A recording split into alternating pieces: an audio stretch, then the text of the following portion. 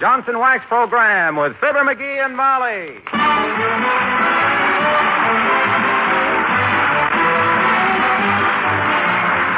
The makers of Johnson's Wax products for home and industry present Fibber McGee and Molly with Bill Thompson, Gail Gordon, Arthur Q. Bryan, and me, Harlow Wilcox.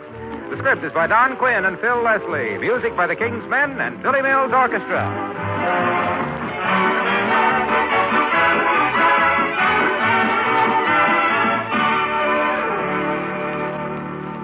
If you have light-painted woodwork in your home, and who doesn't these days, I'd like to offer you a little suggestion. Get a bottle of Johnson's Cream Wax. That's right, cream wax. Take a cloth and rub a little of this creamy white polish on the most soiled part of the woodwork, preferably where there are dirty fingerprints. If you've never used this newest form of Johnson's Wax, you'll be delighted with what it does. You see, cream wax is made especially for furniture and light woodwork, and it contains, besides the wax, 2 effective cleansing ingredients. Cream wax removes those smudgy fingerprints and soiled spots instantly. And with only a light polishing, it leaves a really beautiful, lustrous wax finish. Besides beauty, the wax gives protection against future soiling, makes dusting really easy. Johnson's Cream Wax fills a real need, not only for your furniture and woodwork, but for your white kitchen equipment, too. You probably use Johnson's paste and liquid wax already. Well, now try Johnson's Cream Wax. You'll like it.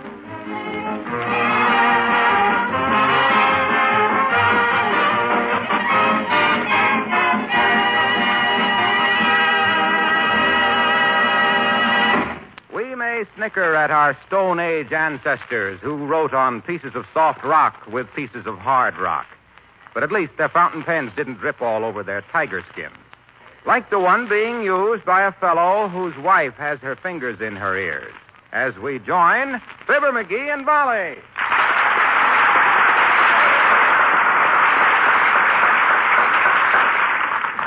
This blah-blah squirt gun.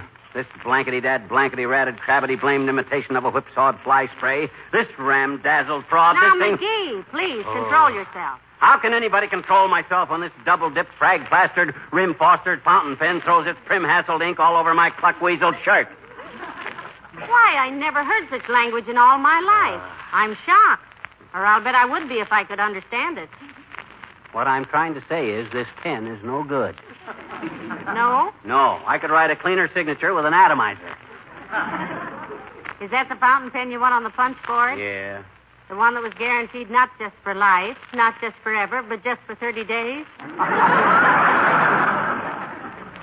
Yeah, that's the one. To whom are you writing to? I'm making out a couple of checks. I'm strictly the type guy that likes to keep his credit good. Some of these bills are 6 months old. What about the light bill? What about it? I just got that bill a few days before Christmas. Besides, they got plenty of dough. I read in the paper last night where they just passed the dividend. McGee, I simply don't know how you keep up with financial affairs like that. With all the things that you have to do. My, oh, my, isn't it a lovely day? Everybody's so cheerful and all. Yes, are you getting along all right in the kitchen, Lena? Is there anything you need? No, I'm right in the middle of washing those dishes, and I thought I'd better see if you've got a dictionary. I just know you have, you both being so educated and all. You want to look up a word, Lena? I could probably tell you what it means. Oh, no, I don't want to look up anything, Mr. McGee. My gracious, I have enough trouble remembering all the words I know now without taking on any new ones. Well, what do you want to know about the dictionary, then? Well, the way I look at it, Mr. McGee, when a girl wants to get away from the kitchen sink for a few minutes, one excuse is as good as another. Well, I'll go along with that, Lena. Oh, I'm real comfortable out there, though, with that stool to sit on and all. I don't stand up any more than I have to lately since Dr. Gamble pulled those 3 teeth. Dr. Gamble pulled 3 teeth? Out of my leg. Pulled 3 teeth out of your leg? Yeah, a dog bit me, you see. And it was sort of an old dog, and his teeth were loose. He had 2 incisors and a bicustard. The dog was a German sheepherder, I do believe. My goodness, that can be dangerous. I hope the dog wasn't mad, Lena. No, but I sure was. Although I shouldn't have been, because he was just trying to be accommodating, really. Accommodating? Taking a bite out of you? Yeah, I was giving myself a singing lesson, seeing I was having a little trouble with some of the notes. Mm-hmm. But when he sunk his teeth in my leg, I hit a high C that broke 3 windows in the dining room. Well, I guess somebody's got to finish those dishes, and I know who. Zippity-doo-dah, zippity-doo.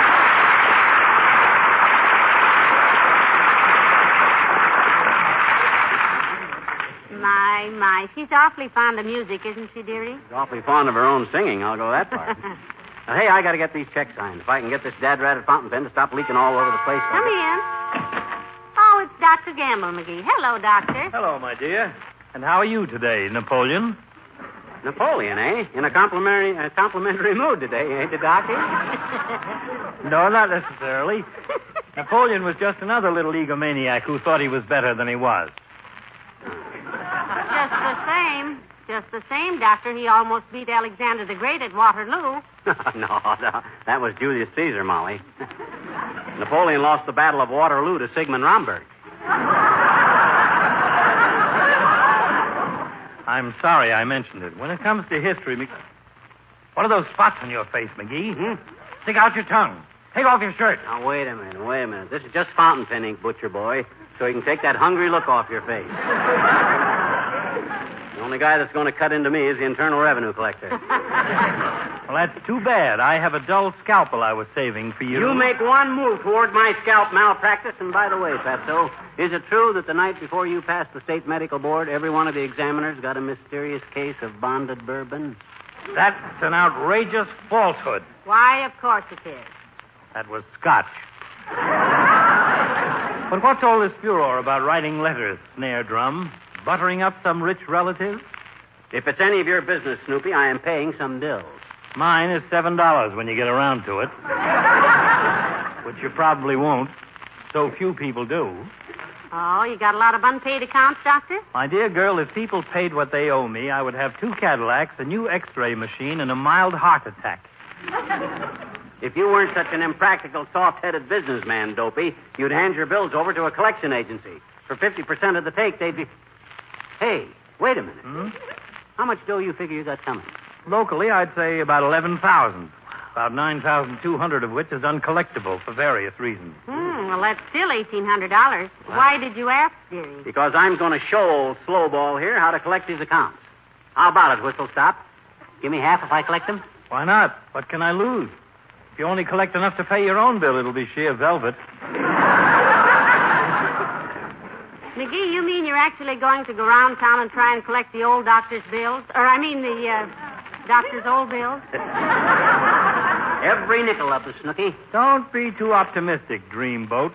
You are up against the prize deadbeats of all time. They can take a hint like Hirohito took San Francisco. No, don't sell McGee short, Doctor. He's had a lot of experience in bill collecting. You betcha. He's always been on the other end of it, of course, but he knows the technique. I'm full of angles, Fatso. I got more dodges than Detroit, Michigan. All right, Johnny Eager, you have the assignment.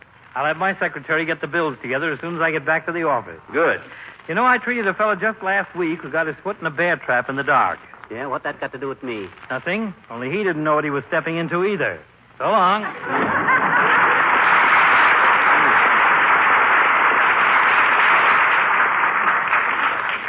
You've undertaken quite a chore, haven't you, dearie? Collecting all those dead bills? Oh, my gosh, Molly. I'm just doing it for sentimental reasons. Oh, you are? Yeah. I love money.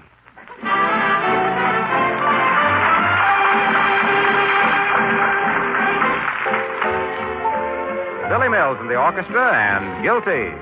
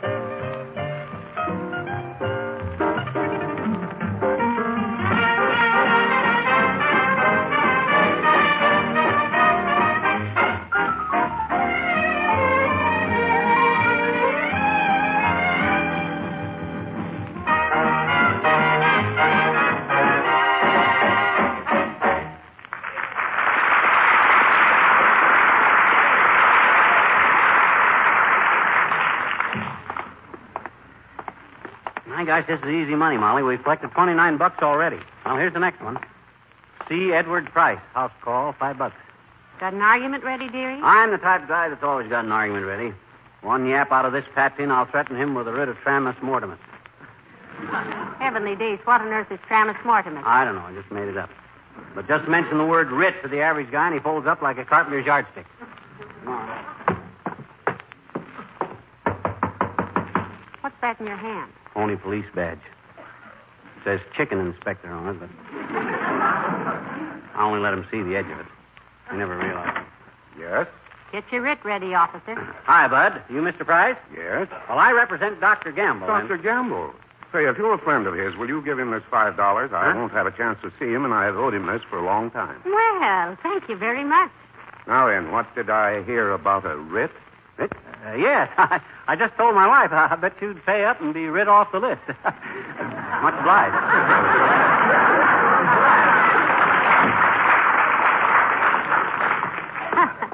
He took the wind out of your sails like lightning had struck the mast. If it's all going to be this easy, it won't be any fun. $34 collected already without a struggle. Well, we still have to collect $1,766. Mm-hmm. And that, as the elephant said when he ate the snuff and sneezed, ain't hay fever. Where next? Right here. I sorted the bills so the calls would come close together. Mrs. Agatha Trilby. Seems she owes $12. Delinquent. This ought to be it. How many times I gotta tell you I got no rooms to rent? I don't even rent rooms. I just put that ad in the paper so my husband would think I was making some money and come home. The minute he sticks his big red nose in this door, I'm gonna break Now, every... wait a minute. Hold it, Ed. Don't get your house dress in a hassle. Well, we're not looking for rooms. We're collecting bills for Dr. Gamble. Yeah. That quack. I don't owe him $12, and he knows it. How'd you know the amount was $12 if you didn't know it? He was passing by when my twins were born in a taxi cab. I didn't ask him to help. And if he thinks they're only worth $6 apiece, I hate him 24 hours a day.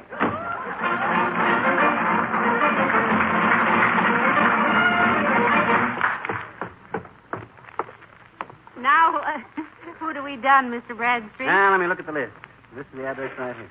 Oh, my gosh, this is where Wilcox lives. Harlow Wilcox? Yeah, he owes Gamble $4. Oh, this is going to be a pleasure.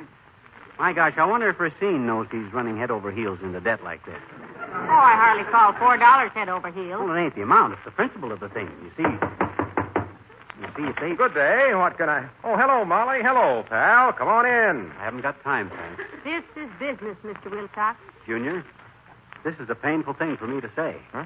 But I hate to see a young man like you deceiving the company you work for. Yes. After all, they have confidence What in are you talking about? Your debts, Mr. Wilcox. What debt? Don't try to brazen it out, Junior. We're your friends. Yes. We want to help you. Sure. Every young man makes mistakes. Yes. Maybe you just got in with fast company. Maybe it all started innocent, matching pennies or something. Then you started putting a shot of lemon in your Coke. Not realizing that you were on the downward path. We realize that these things can Oh, be... for Pete's sake, will you tell me what this is all about? I don't owe anybody a nickel. Please, Mr. Wilcox. How about your account with Dr. Gamble?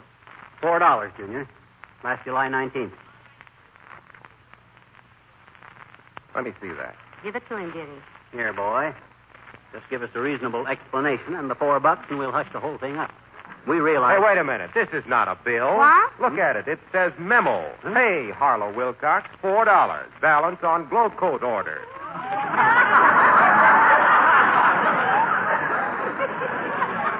Well, I'll be... How'd that get in with these bills? Well, we apologize, Mr. Wilcox. Oh, that's all right, folks. I remember the incident very well. Yeah. I was in Doc's office one day, and I commented on how shabby his linoleum was getting. I told him to use some Johnson's self-polishing glow coat on it. He said his office girl didn't have time. I told him it didn't take any time. Pour a little out, I said, and spread it around, I said. In 20 minutes or less, I said. Okay. We know all about it. And it would make his office linoleum look like new again. Much more attractive and sanitary looking to his patients. So I took some Johnson's glow coat up and showed him. Yeah, but what... He loved it. That glow coat made his office look like it had been refurnished. Really sparkled. Well, sir, Doc was so tickled he ordered a case of glow coat right away. This memo was to pay the balance of the bill. Okay, Waxy. I'm sorry. Come on, Molly, we better go. Hey, wait a minute. What is it, Mr. Wilcox? What do you want? $4. What? Doc owes me $4. It says so right here. Come on. This is a painful thing for me to say, boy. But if the company knew you were holding out payments... Give it to him, McGee, for goodness sake. Okay, I know when I'm licked. Here, Waxy, $4. Thank you. You know what I'm going to do now? What? Go home. Oh, I am home. So long.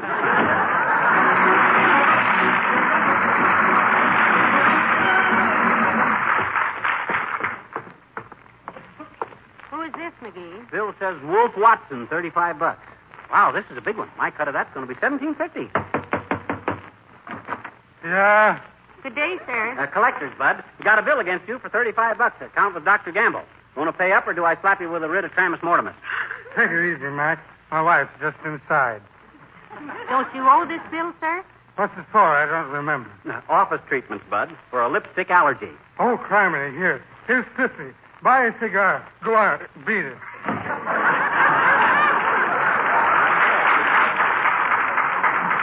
Imagine that, a $15 tip. Money talks, even if it only says hush.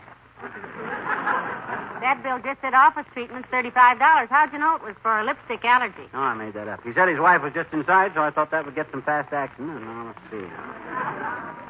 How much money we took in so far yet? $84. Less before you had to pay Mr. Wilcox. That's an even 80. My end of that is $40.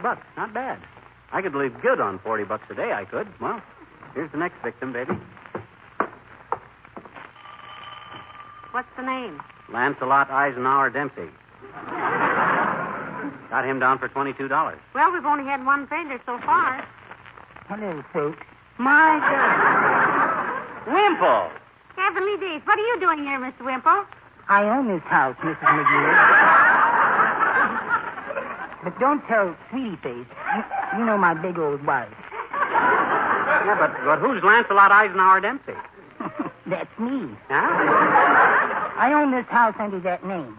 Well, what's the idea of the extra house, Mr. Wimple? Oh, it's just sort of a hideaway, Mrs. McGee. There isn't any furniture in it, but I come here almost every day and sit on the floor and read my bird book.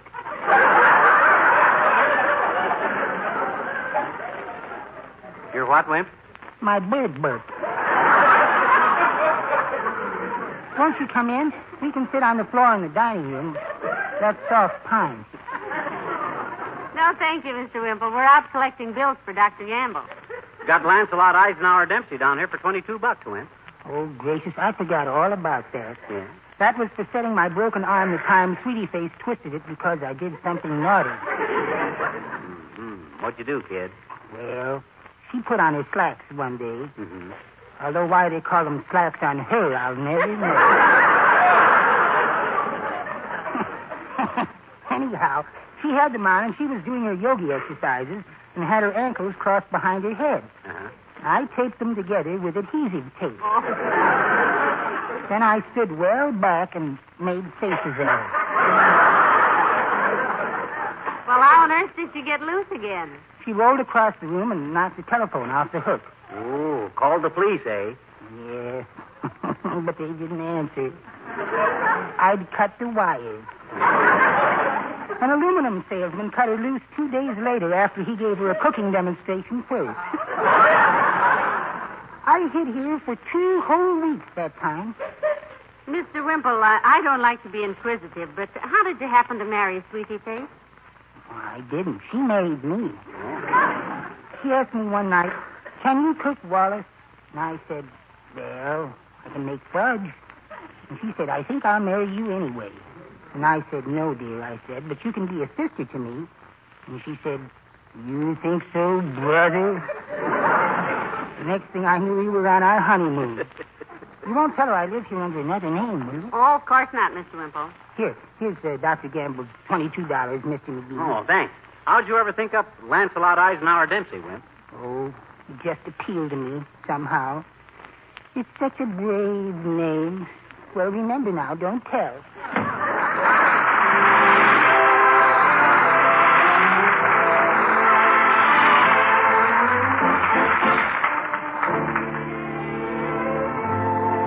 The King's Men sing, "The Leader Doesn't Like Music."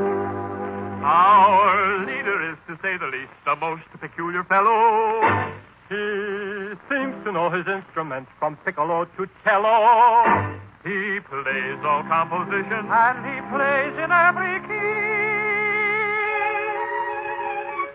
But he has one peculiarity. Oh, the leader doesn't like music. Ta-ra-ra, ta-ra-ra, ta-ra-ra-ra-ra. Oh, the maestro, he's no like the music.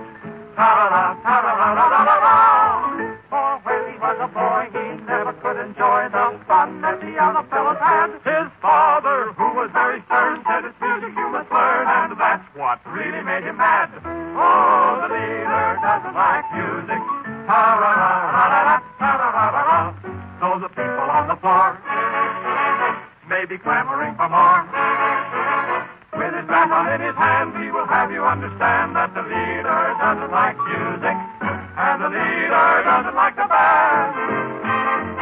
Oh, the leader hates all kinds of music. Whoop, whoop, ta-ra-ra, ta-ra-ra, ta-ra-ra-ra-ra. He doesn't like it sweet. Oh, he doesn't like it hot, doesn't like with the stick in his hand. He'll have you understand that the leader doesn't like music, and the maestro doesn't like the band boys, and the band boys don't like the leader either, and the leader man doesn't like the band.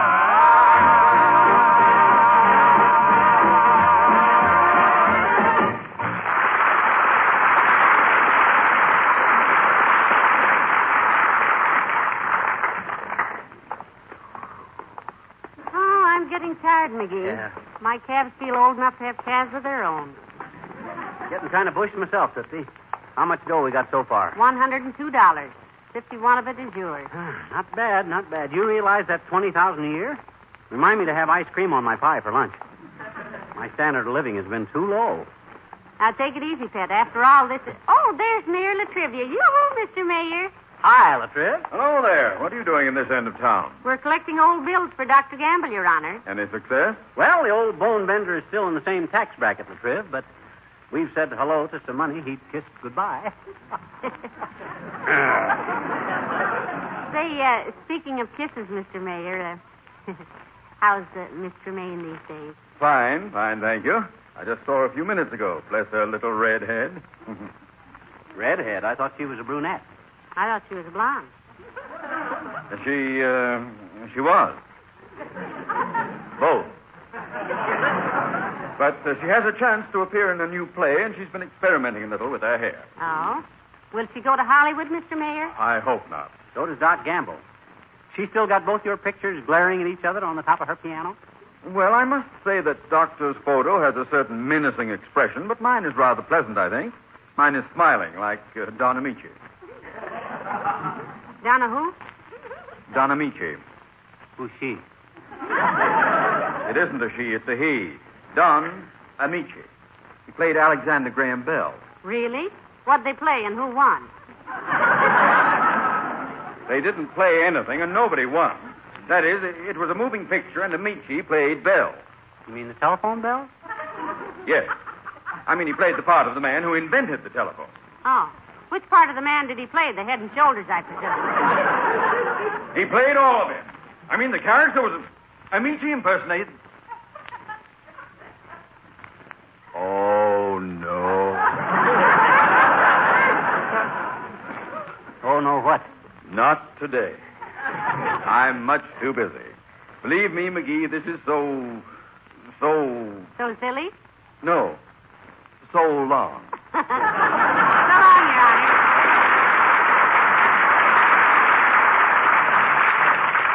Well, shall we make one more collection, Molly? How far do we have to go? It's right here. Right handy.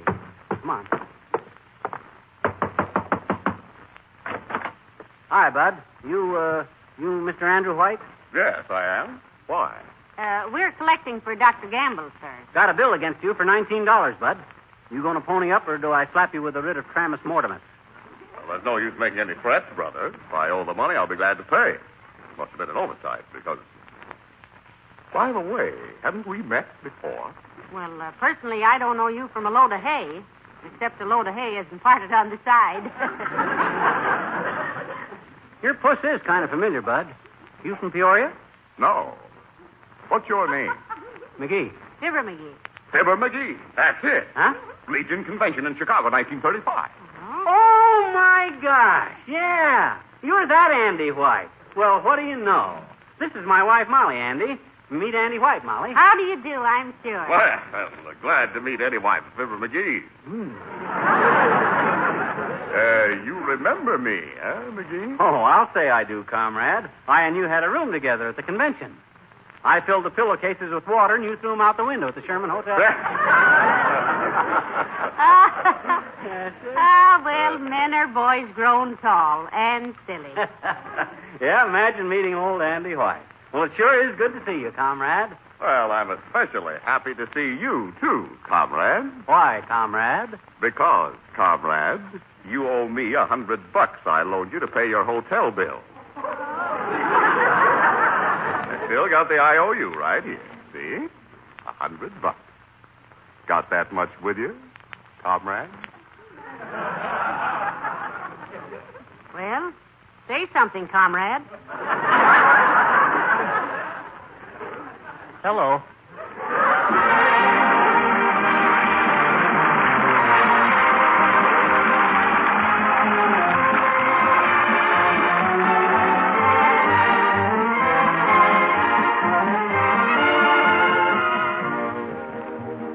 Fibber and Molly will be back in just a moment.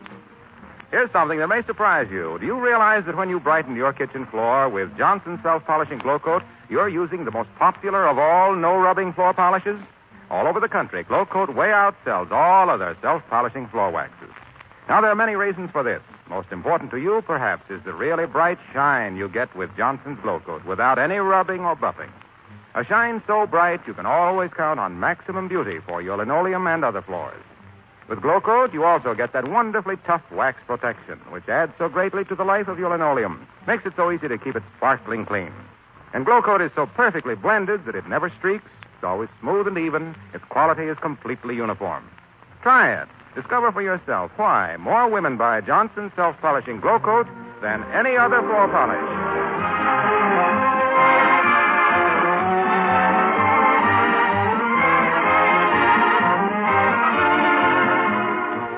McGee, did you ever get straight on how much we owe Dr. Gamble out of those collections? Yep, $49 of Doc's dough was in that $100 I paid off. Besides the bill for $7 he says we owe him. Heavenly days. Now we owe him $56 instead of $7. Yeah. Wonder who's going to try to collect that for him.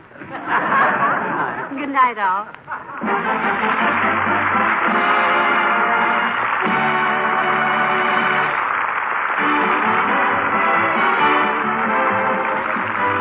This is Harlow Wilcox, speaking for the makers of Johnson's Wax products for home and industry, and reminding you that this is National Brotherhood Week, a week dedicated to the very foundation of democracy, tolerance. Good night. This is NBC, the National Broadcasting Company.